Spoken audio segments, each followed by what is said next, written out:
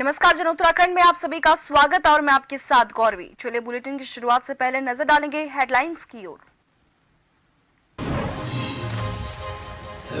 देहरादून में सीएम पुष्कर सिंह धामी का आदर अभिनंदन, आभार मिशन सिलक्यारा कार्यक्रम में हुए शामिल। कहा, बाबा बौखनाथ की कृपा से ही सिलक्यारा टनल रेस्क्यू ऑपरेशन सफल हुआ। लोकसभा चुनाव के लिए कांग्रेस को वरिष्ठ नेता हरीश रावत की सलाह, अभी से घोषित कर देनी चाहिए पार्टी प्रत्याशियों के चेहरे ताकि समय से हो सके तैयारी।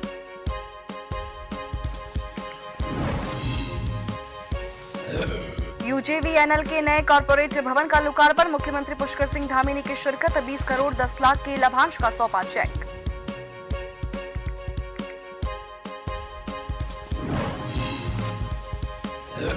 कोरोना के बाद अब चीन में फैल रहा इन्फ्लुएंजा, उत्तराखंड में स्वास्थ्य महकमा पूरी तरह से अलर्ट। हालांकि भारत में अभी तक इसका कोई मरीज नहीं।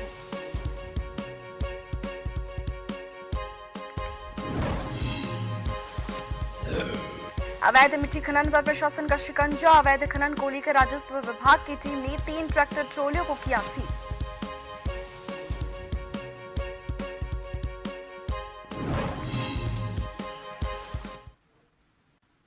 उत्तराखंड के देहरादून में आज रविवार को उत्तराखंड के मुख्यमंत्री पुष्कर सिंह धामी आदर अभिनंदन आभार मिशन सिलक्यारा कार्यक्रम में शामिल हुए और कार्यक्रम को संबोधित किया। उत्तराखंड के मुख्यमंत्री धामी ने आदर अभिनंदन आभार मिशन सिलक्यारा कार्यक्रम को संबोधित करते हुए कहा कि इस कार्यक्रम में आए हुए आप सभी लोगों का मैं हार्दिक स्वागत और अभिनंदन करता हूं।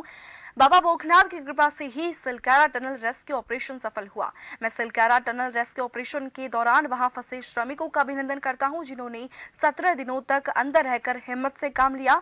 12 नवंबर को घटना के बाद से ही लगता था कि सभी मजदूर जल्द ही बाहर आ जाएंगे। प्रधानमंत्री भी लगातार ऑपरेशन के बारे में पूछते थे। उन्होंने पीएमओ के सभी अधिकारियों को सिलक्यारा भेज दिया।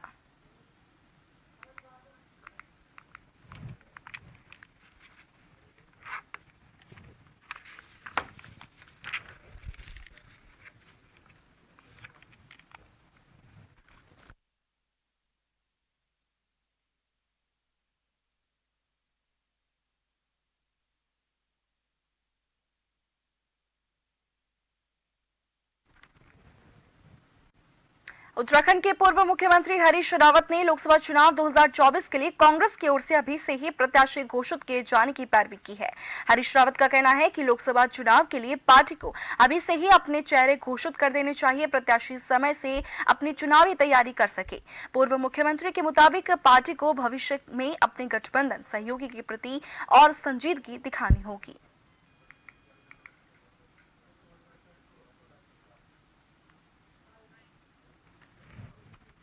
ये मानती हूँ कि जब भी चुनाव होते हैं तो जो प्रत्याशी हैं या दावेदार होते हैं उनको सामने आना चाहिए, और क्योंकि वो जनता उनको देखती है किस तरीके का व्यक्तित्व है, किस तरीके के उनके कार्यशैली है, सब चीजें जो है वो साफ हो जाती है। तो जनता को भी एक उनके माइंड में टारगेट सेट हो जाता है कि कौन से व्यक्तित्व को चुनेंगे। तो निश्चित रूप से सभी लोगों को अपनी दावेदारी समय से करनी चाहिए ताकि वो जनता के बीच में जाके अपने एजेंडे को भी रखे, अपने कार्य किस तरीके से वो करने जा रहे हैं, अपनी पूरी योजनाओं को जनता के सामने रखना चाहिए। तो कांग्रेस पार्टी को अपने प्रत्याशियों को जिसको भी वो बनाना चाहती है उनको सामने लाना चाहिए। कि माननीय पूर्व मुख्यमंत्री हरीश रावत जी इकलौते ऐसे पूर्व मुख्यमंत्री हैं। इस प्रदेश ने 9 मुख्यमंत्री देखे, लेकिन कोई भी मुख्यमंत्री अपने पद से हटने के बाद प्रदेश के लिए या जनता के लिए कोई मुहिम चलाते हुए या उनके सरोकारों को उठाते हुए नहीं देखा गया। चाहे वो विजय बहुगुणा हो, चाहे वो कोश्यारी जी हो, चाहे इससे पहले वो स्वर्गीय नित्यानंद जी हो, चाहे खंडूरी जी हो, चाहे निशंक जी हो, कोई भी प्रदेश के सरोकारों से अपना पल्ला झाड़ देता है जैसे ही वो पद से मुक्त हो जाता है। माननीय हरीश रावत जी लगातार जनता की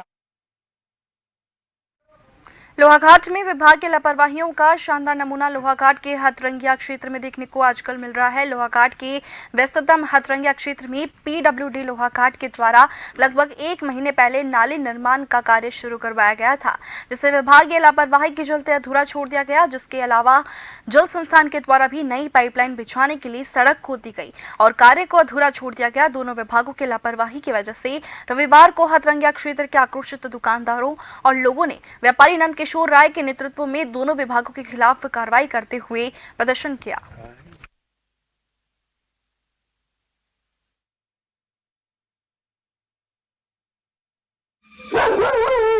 स्कूल वाली रोड है जिसके कारण बहुत समस्या हो रही है। हम लोगों को धूल के कारण ज्यादा समस्या हो रही है। लगभग 20-25 दिन से ये काम चालू हुआ है। पटाले उखाड़ दी गई हैं, लेकिन इनको न ढका जा रहा है न पाइपों को शिफ्ट किया जा रहा है। एक पाइप का काम बता रहे थे शिफ्ट होना था, जो हो चुका है, लेकिन उसके बाद उस अतिरिक्त जो मलबा है ये रोडवे में फैला हुआ है, इसको उठाया जाए। इसके कौन कौन है जिम्मेदार विभाग? जिस विभाग के द्वारा ये कार्य किया जा रहा है, शायद पीडब्ल्यूडी और जल निगम या जल संस्थान होंगे।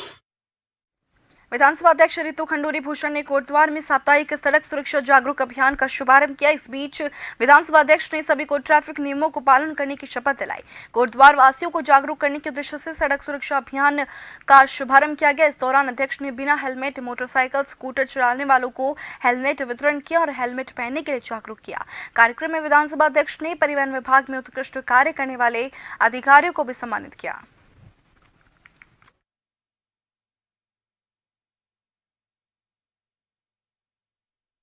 आज अभी आपने देखा होगा हमने निर्णय लिया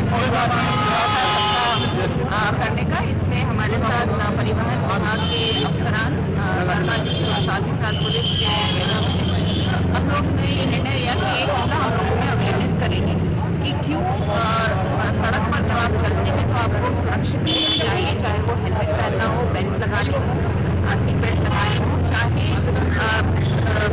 गाड़ी बिल्कुल ना चलानी हो, तेजी से गाड़ी ना चलानी हो। इसका अवेयरनेस हम एक हफ्ते के लिए इस बार करेंगे। लोगों को जागरूक करना चाह रहे हैं कि जो आप सुरक्षित रहेंगे वो अपने लिए, सरकार के लिए नहीं है, चालान से बचने के लिए नहीं है। आपका जीवन बहुत ही कीमती है, बहुमूल्य है, इसलिए बहुत आवश्यक है कि आप सड़क में जो चल रहे हैं सुरक्षित। लोकसभा चुनाव नजदीक आते ही भारतीय जनता पार्टी ने तैयारियां तेज कर दी है। भाजपा प्रदेश अध्यक्ष महेंद्र भट्ट ने बताया कि संगठन पार्टी के हर वर्गों के साथ बैठक करने में जुटा हुआ है। जिले के सभी जिलाध्यक्षों, प्रभारियों, बूथ लेवल और पन्ना प्रमुखों के साथ बैठकें की जा रही है। भविष्य में पार्टी के कार्यक्रम को किस तरीके से किया जाए, इसको लेकर बैठकें की जा रही है। प्रदेश अध्यक्ष ने कहा कि 2024 लोकसभा चुनाव से पहले पार्टी हर वर्गों के बीच जा रही है। उन्होंने कहा कि आम लोगों को राज्य और केंद्र सरकार की जन कल्याणकारी योजनाओं के बारे में बताया जा रहा है। सरकार के द्वारा चलाई जा रही योजनाओं का किस तरह से लाभ आम जन तक पहुंचे, इसके प्रयास किए जा रहे हैं।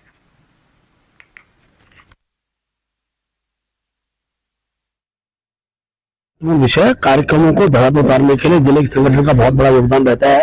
इसलिए प्रत्येक जिले के संघ अध्यक्ष, जिले के प्रभारी हमने बैठक में बुलाए हैं और आगामी दिनों के जो कार्यक्रम, खास तौर पर हमारे विभिन्न जो वर्ग हैं उन वर्गों के बीच के जो कार्यक्रम हमारे होने हैं, इसके साथ साथ केंद्र सरकार द्वारा जो विकसित भारत संकल्प यात्रा के कार्यक्रम का प्रबंधन है, क्यों सरकारी कार्यक्रम हमारे कार्यक्रम में इन्वॉल्व होते हैं। अभी विश्वकर्मा योजना पूरे प्रदेश के अंदर अब लागू हुई है, इसलिए उस विश्वकर्मा योजना को भी धरातल पर गरीब व्यक्ति तक वो उसका लाभ पहुंचे, इन सब विषयों को लेकर की बैठक होने वाली। साथ साथ भविष्य हमारे प्रत्येक विधानसभा के हर मंडल में हमारे जो है 11 की टोली, जो बूथ टोली, उसका सम्मेलन होने वाले, उनका स्थान किस स्थान पर होगी, सारे विषय की चर्चा आज की बैठक में होने वाली। वरिष्ठ पुलिस अधीक्षक जनपद उधम सिंह नगर के द्वारा नशे के विरुद्ध चलाए जा रहे अभियान के तहत नशे की रोकथाम के लिए पुलिस हर संभव प्रयास कर रही है और नशा कारोबारियों के खिलाफ लगातार कार्रवाई की जा रही है। उसी क्रम में कोतवाली जसपुर पुलिस के द्वारा नशा तस्कर राजकुमार को डॉक्टर हनीफ वाली गली मोहल्ला जुल्हान से चांस रिकवरी में प्रतिबंधित कैप्सूल, टैबलेट और इंजेक्शन के साथ गिरफ्तार किया, जिसके आधार पर कोतवाली जसपुर में एनडीपीएस एक्ट के तहत मुकदमा दर्ज कर आरोपी को न्यायालय भेज दिया गया है।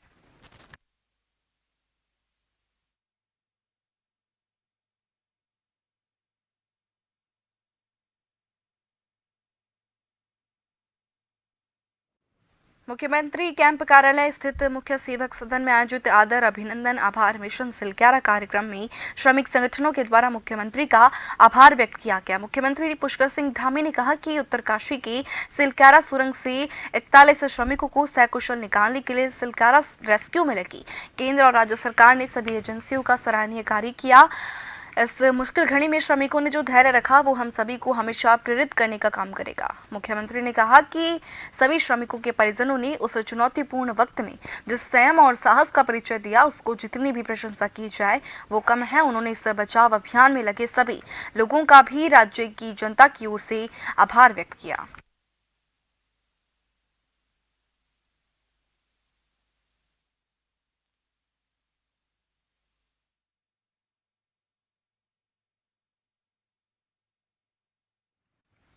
सिडकुल मैन्युफैक्चरर्स एसोसिएशन उत्तराखंड और युवा शक्ति फाउंडेशन के सहयोग से उद्योगों को अप्रेंटिसशिप अधिनियम NPS 2.0 दिशा निर्देशों के संशोधनों के बारे में जागरूक करने के लिए एक निजी होटल में अप्रेंटिसशिप जागरूकता कार्यशाला का आयोजन किया गया। प्रशिक्षण योजना उद्योग को कुशल कार्यबल की आपूर्ति के सबसे महत्वपूर्ण स्रोतों में से एक है। कार्यशाला को संयुक्त सचिव मयंक अग्रवाल ने संबोधित किया।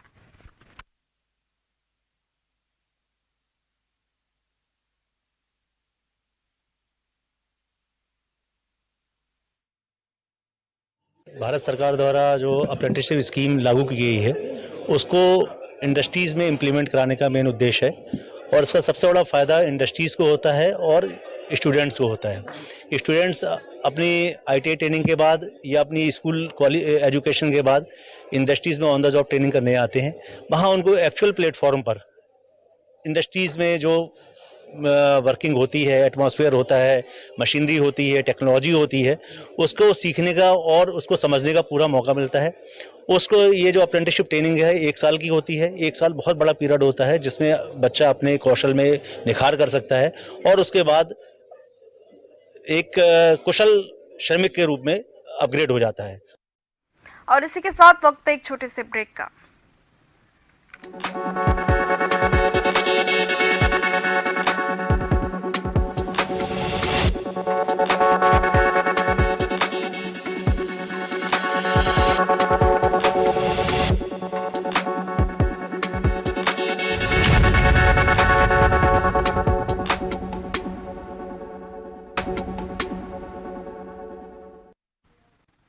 ब्रेक के बाद आप सभी का स्वागत है। बढ़ेंगे खबर की ओर। लोकसभा चुनाव को लेकर भाजपा की तैयारी जोरों पर है तो वहीं कांग्रेस भी जल्द ही सैनिक सम्मेलन कराने की तैयारी में जुटी हुई है, जिसको लेकर भाजपा कांग्रेस पर तंज कस रही है। भाजपा प्रदेश प्रवक्ता वीरेंद्र बिष्ट ने कांग्रेस की यात्रा पर हमलावर होते हुए कहा कि जब भी चुनाव नजदीक आते हैं तो कांग्रेस अपना अस्तित्व दिखाने के लिए कदम टाल करती है, जबकि उनके पास नेताओं कार्यकर्ताओं की भी कमी है। वहीं कांग्रेस प्रदेश प्रवक्ता गरिमा दसोनी ने कहा कि कांग्रेस की विचारधारा सैनिकों को सम्मान करना है, न कि भाजपा की भांति झूठ परोसना।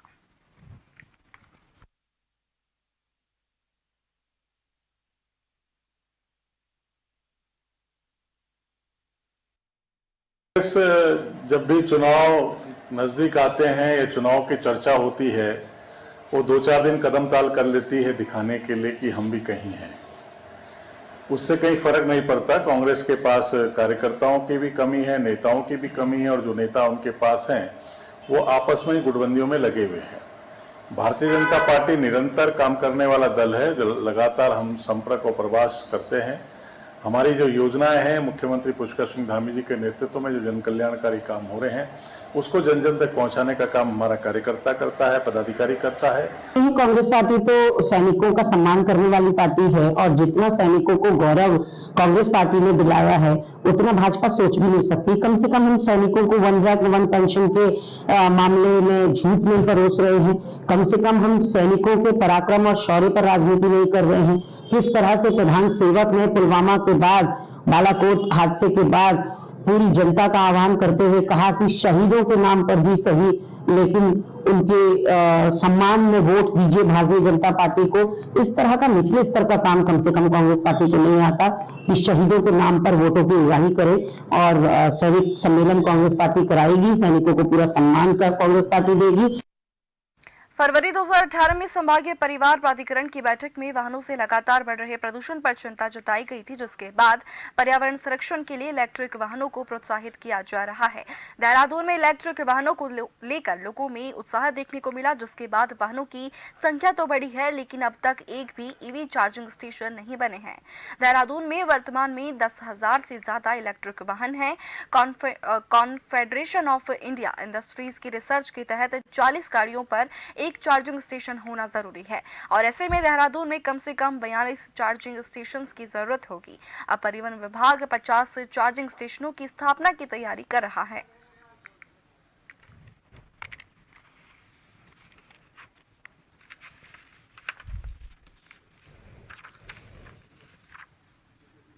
अभी जो इस वजह से जो हमारी जो डिस्टेंस लिमिटेड है वो हम 110 किलोमीटर तक दे सकते हैं वन साइड। तो ये गाड़ी का जो एवरेज निकलता है 220 किलोमीटर का निकलता है ताकि हम आराम से वापस आ सके।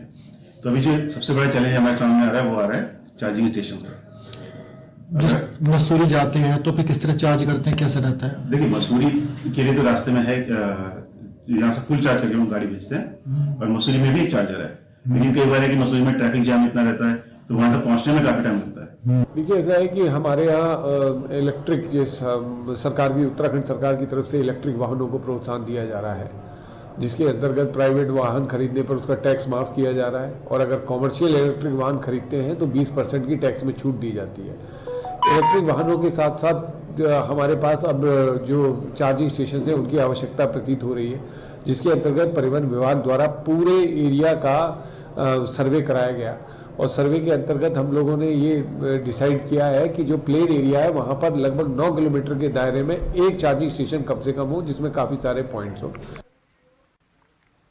कोरोना के बाद अब चीन में इन्फ्लुएंजा नाम की एक महामारी फैल रही है। ये महामारी बच्चों में ज्यादा देखने को मिल रही है। हालांकि भारत में अभी तक इसका कोई मरीज नहीं मिला है, लेकिन स्वास्थ्य महकमा इसको लेकर पूरी तरह से अलर्ट है। इसी क्रम में देहरादून के दून मेडिकल कॉलेज अस्पताल में तैयारियों को लेकर डीएमएस डॉक्टर धनंजय डोभाल ने बताया कि इन्फ्लुएंजा सांस से संबंधित बीमारी है। ये अपना स्ट्रेन भी बदलता है, जिसमें फेफड़े को नुकसान पहुंचाता है। इसके लक्षण सांस फूलना, बलगम आना, फेफड़ों में जकड़न होना देखे जाते हैं। इसको लेकर अस्पताल की मेडिसिन ओपीडी में अलर्ट जारी किया गया है।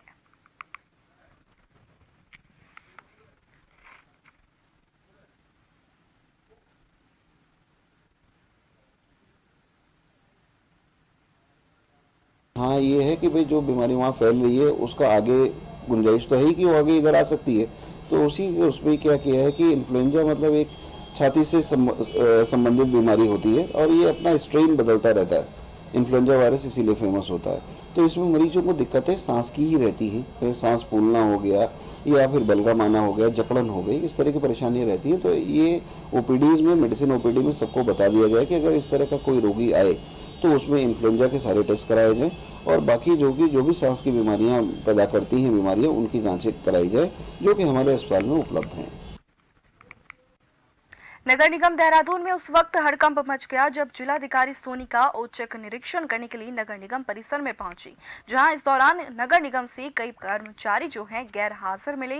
साथ ही इस दौरान कई खामियां भी पाई गई, जिसके बाद जिलाधिकारी सोनिका ने सख्त लहजे में कहा कि जो लोग मौजूद नहीं थे उन पर कार्रवाई सुनिश्चित की जाएगी। साथ ही जो कार्य नगर निगम को दिए गए हैं उसको समय पर पूरा किया जाए। बता दें कि नगर निगम का कार्यकाल 2 दिसंबर को ही खत्म हो चुका है, जिसके बाद प्रशासक के तौर पर जिलाधिकारी ही नगर निगम का कामकाज देख रहे हैं।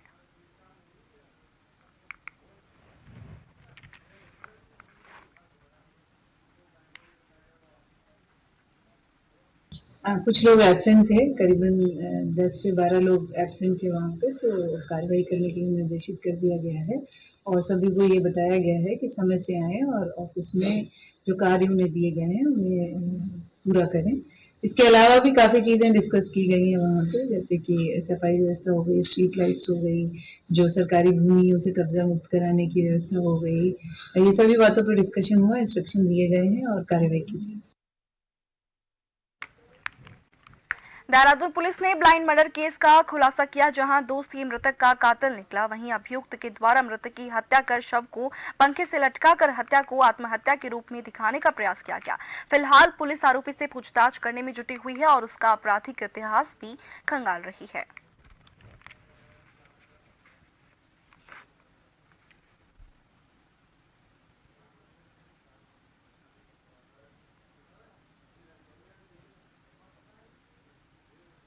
ये 23 तारीख को 23 नवंबर को एक डेड बॉडी मिली थी, एक फार्म हाउस में लटकी हुई कमरा था वहाँ पर मिली थी, जिसकी शिनाख्त संदीप के रूप में हुई थी।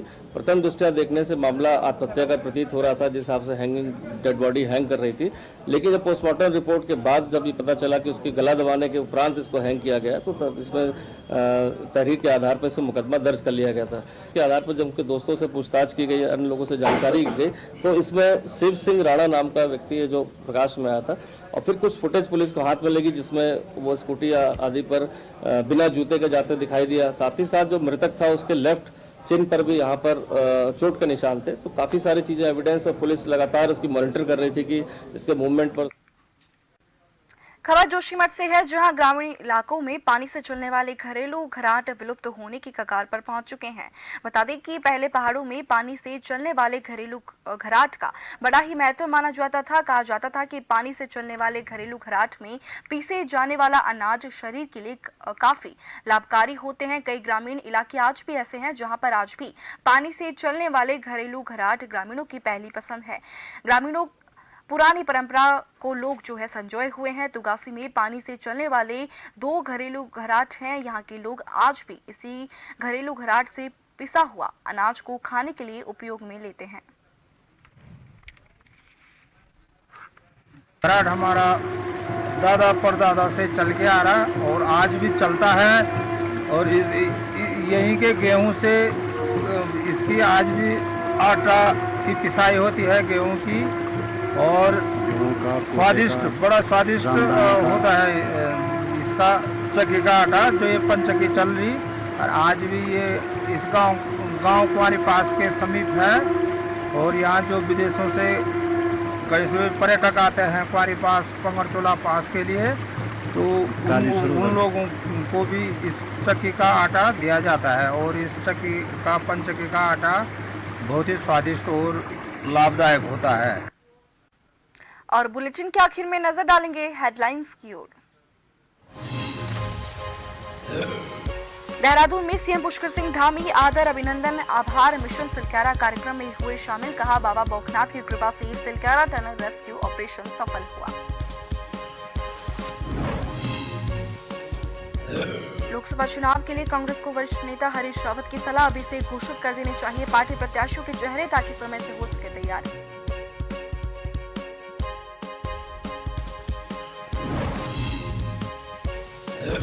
यूजेवीएनएल के नए कारपोरेट भवन का लोकार्पण, मुख्यमंत्री धामी ने की शिरकत। 20 करोड़ 10 लाख की लाभांश का सौंपा चेक।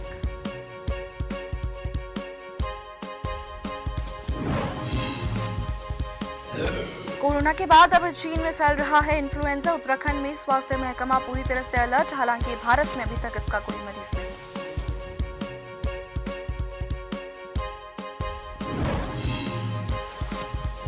अवैध मिट्टी खनन पर प्रशासन का शिकंजा, अवैध खनन को लेकर राजस्व विभाग की टीम ने 3 ट्रैक्टर ट्रोलियों को किया सीज।